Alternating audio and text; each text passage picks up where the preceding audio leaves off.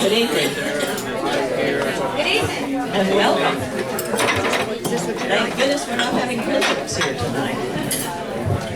I'm Paula Montgomery. I'm the Education Chair of the League of Women Voters of the Pensacola Bay Area. And in a minute, I'll tell you some about our co-sponsors with this event tonight. But first, a little bit of housekeeping. If you haven't located it yet, the restrooms are around the bar and to my right, your left probably, or somebody's, anyways, around the bar. The wait staff has, I believe, taken the orders. Has everybody given their orders so far? Very good. Okay, this is the third panel discussion we've had about the school-to-prison pipeline in Escambia County. This pipeline is a systemic problem. It all started about the mid-1990s when there were a couple of very violent crimes involving very young children. Well, not very young, but young, 11 to 14, very young. And it got a lot of widespread media coverage because it was so dramatic and so horrifying. And so the fearmongers came along and decided that we were raising a whole generation of vicious killers and that we better protect ourselves. And so, even though it wasn't true that we were raising a generation of vicious killers, a lot of things were put into place to take care of this looming menace. One of them was a widespread policy of zero tolerance in many of our schools, possibly in most of our schools. And another was an increase in turning juvenile offenders over to the adult system, to be tried as adults and then incarcerated in the adult system. These measures had many adverse effects. Juvenile misbehavior became criminalized, and we lost many young people into the prison system. Lost them. Zero tolerance meant no attempt at rehabilitation, no way to learn how to deal better with the stresses that caused the behavior in the first place. And the kids in that system were lost. Another adverse effect of this policy, combined with the war on drugs, was the building of the enormous prison population that we have today. That's another serious problem, but that's a topic for another day. We're not going to talk about that today. At this point, there are multiple studies as well as statistics that have confirmed that there is a better way than zero tolerance. As a nation and as a community, we're working our way out of the very dark period that we've just been in. And the result should be an improvement in those statistics by which we measure the success of our schools and the success and well-being of our communities. The child that we're able to turn around and get to finish school, instead of being locked up and hidden away somewhere, only to come back out later without any education or any hope much for future. This child, if we can turn him around, can become a contributing member of our society instead of a chronic economic drain. And that is a win-win for everybody. Last month, the League and the National Association of Social Workers showed a documentary called Paper Tigers. I think some of you saw that documentary.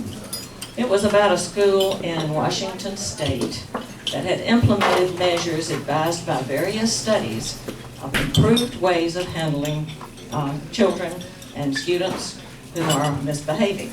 The system advocated by the studies is called trauma-informed, and one of our speakers tonight is coming from Okaloosa County, and she's not here yet, Ava Sharanto, but she will tell us more about that particular method of handling children. The documentary showed that the tension and the fighting in the schools pretty much vanished after they implemented this way of handling it. The students' grades came up, their graduation came up, graduation rates went up, and that's what we want. We want better results from what we're doing. In our first school-to-prison pipeline study, which was last fall, we took an overview of the system, and that system, as you know, is pretty much failing us all. The harsh discipline leading to arrests and using the justice system to get kids who are in trouble out of sight and out of mind. We even had Rick Harper show us the enormous economic impact of doing this. But on the bright side, we heard from Mary Beth Jackson, who is the superintendent of schools over in Okaloosa County, And she and her group have made dramatic improvements in all of those statistics. They have pretty much turned that system around. And tonight we're going to hear from one of the Okaloosa County School Resource Officers to learn more about the magic that they performed over there. He says it's not magic. In the second program, we looked at the courts, and we learned that the prosecutor, juvenile prosecutor, has the sole discretion about deciding whether a child is tried as a child and goes through the juvenile system or is tried as an adult and goes through the adult system. The juvenile system is based on a philosophy of rehab. The adult system is based on a philosophy of punishment. And so if you put a child through that, they're not going to get much rehab. They're not going to learn. They're not going to be treated as appropriately. And after that program, we asked the attendees at that program to write to their legislators and try to get something done about this system where the prosecutor decides without hearing from the defense. It just makes up their mind. There was a bill that did get started through the legislative system, but the part about letting a judge decide after hearing both sides of the coin got taken out of that bill. And so it got some attention. However, the results were incomplete. Oh well, we will not give up. We'll keep pushing forward. Tonight we're still looking at another part of this process, this system. We're looking at the way the schools use their resource officers. How are the officers trained? Has the training changed in the last few years based on the trauma-informed care?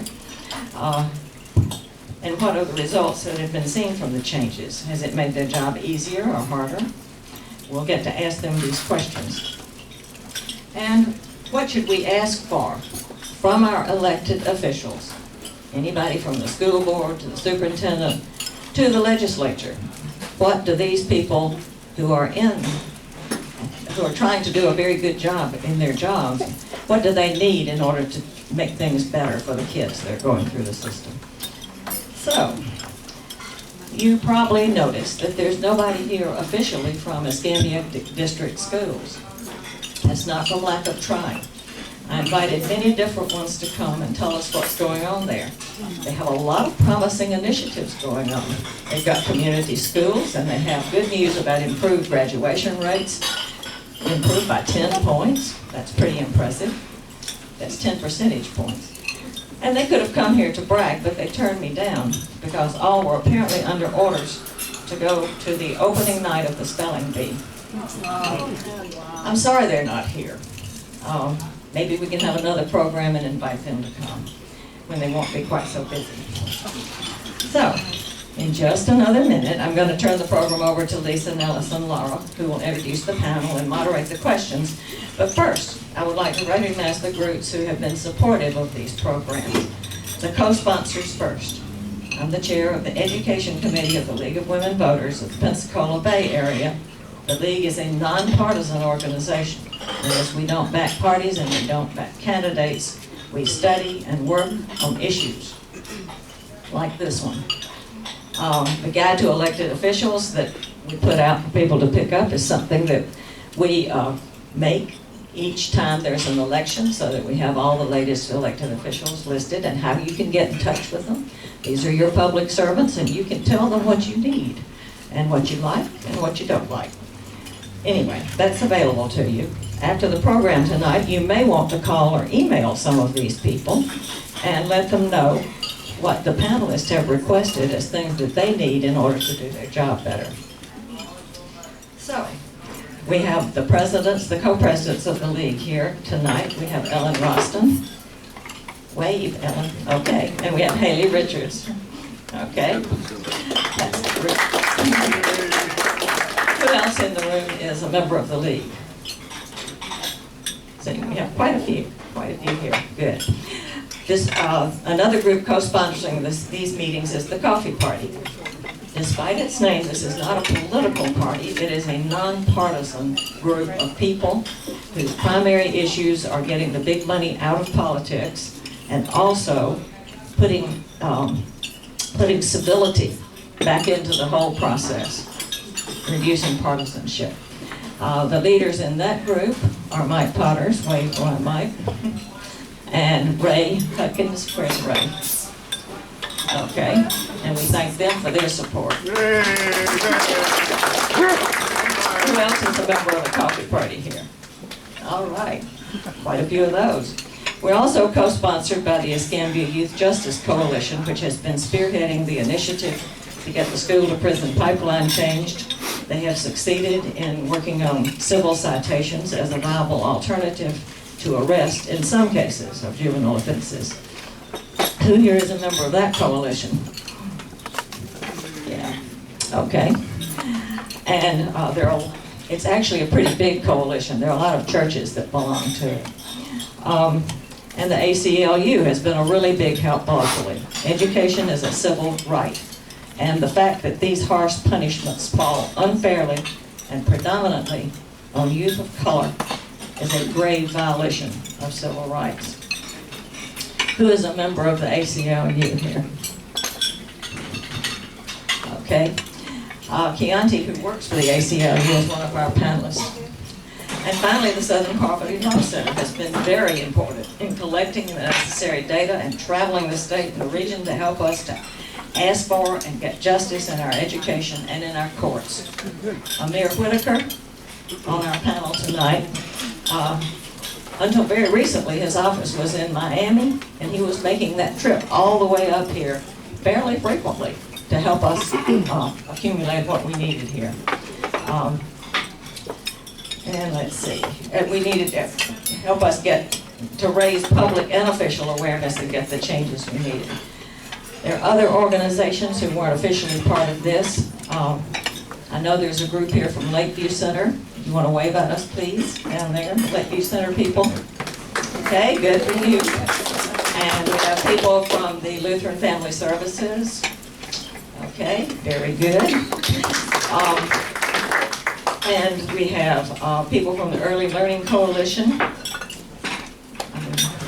sort of in that, and the National Association of Social Workers.